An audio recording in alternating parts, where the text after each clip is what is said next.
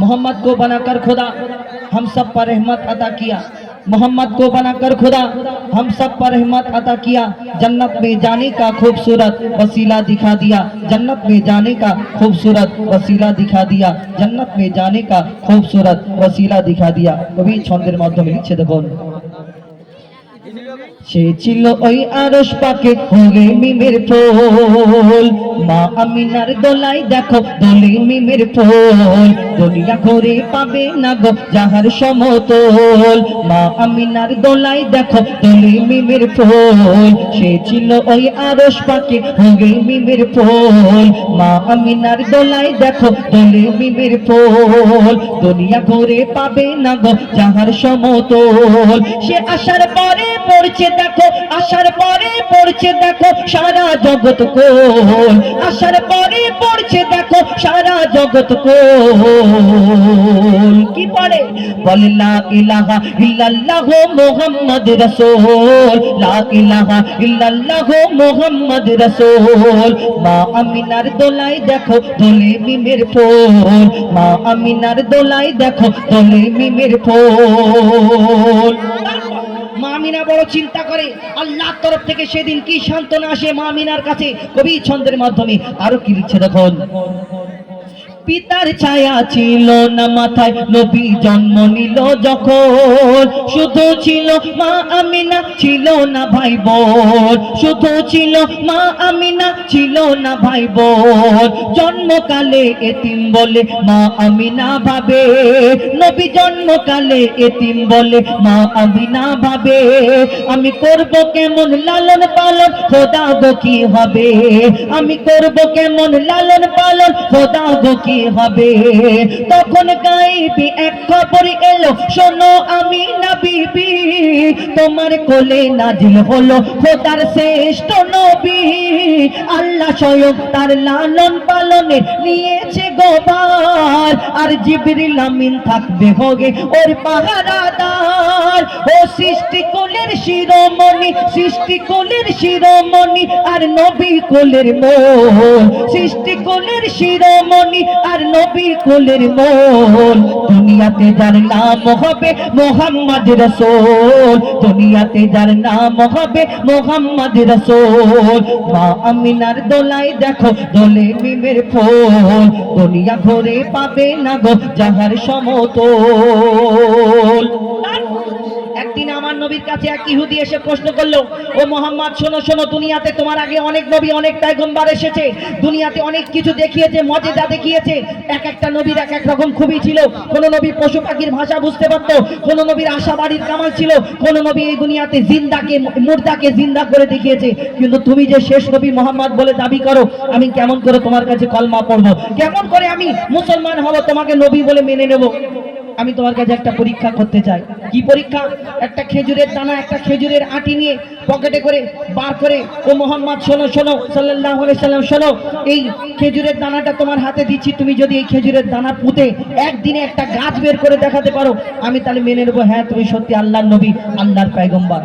আবার যখন আমার নবী মিচকি হেসে বলে, ও ইহুদি ভাই, তুমি এই খেজুরের দানাটা তুমি আমার হাতে দিচ্ছ, তোমার সামনে আমি পুঁতে দিচ্ছি, তুমি কালকে আসবে, এসে দেখবে এই দানা থেকে একটা শুধু গাছ বের হয়নি, এই দানা থেকে যে গাছ বের হবে সেই গাছে খেজুর হবে, ফল হবে, সেই খেজুরটাকে তোমাকে খাওয়াবো।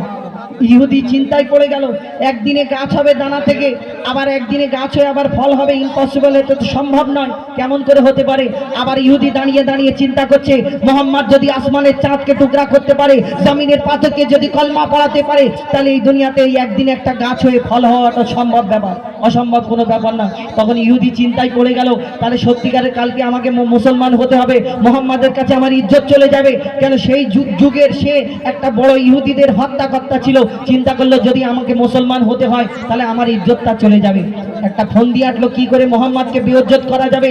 আমার আল্লাহ পাক রব্বুল আলামিন বলে, আমার নবীর সম্মান আমি উপরে রেখেছি এবং রাখবো। কি ঘটনা ঘটেছিল, বিনা দানার খেজুর হলো কোথা থেকে। কবি ছন্দের মাধ্যমে আরো কি লিখছে দেখুন, এক খেজুর দানা নিয়ে এক ইহুদি নবীর কাছে কয়, বলে তোমায় নবী মেনে নেব এই দানাতে যদি একদিনে গাছ হয়। তোমায় নবী মেনে নেব এই দানাতে যদি একদিনে গাছ হয়। সেই দানা নিয়ে নবী আমার মাটিতে পুঁতে হাসে, সেই দানা নিয়ে নবী আমার মাটিতে পুঁতে হাসে।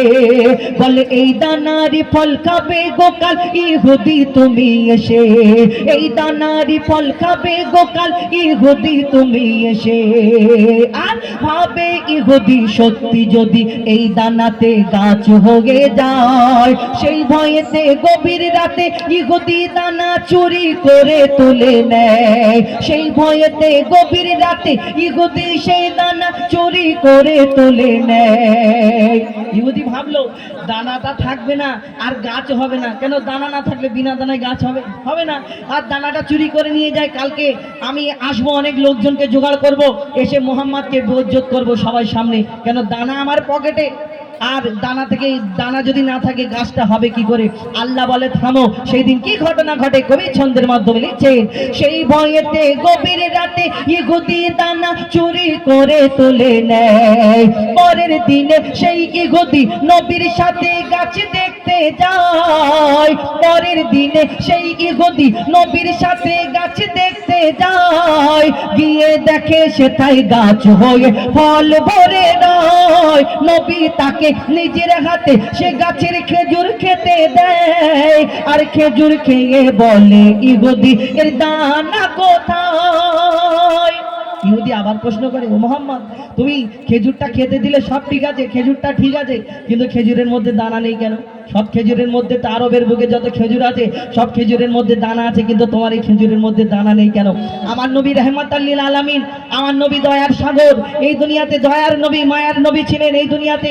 এবং যদি আমার নবী বলে ওই ইহুদি তুমি কালকে দানাটা চুরি করেছো, তাহলে ইহুদির মনে কত কষ্ট হবে। আমার নবী কারোর মনে কোনোদিন কষ্ট দিতেন না।